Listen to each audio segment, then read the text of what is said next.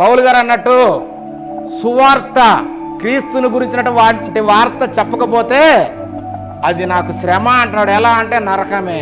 చెప్పాలి, నీకు తెలుసుగా. నువ్వు తెలియక అరే అక్కడ గొయ్యి ఉందని నీకు తెలుసు, నీకు అర్థమైంది.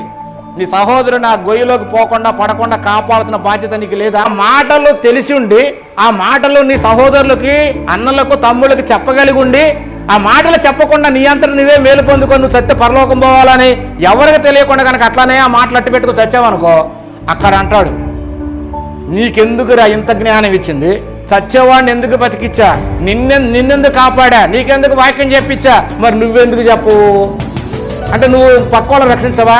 నిన్ను రక్షించాను, నీకు అన్నం పెట్టా, నువ్వు బరీగా తిన్నావు, నీ దగ్గర అన్నం ఉందని చెప్పి మళ్ళీ ఇంకోటి పెట్టవా?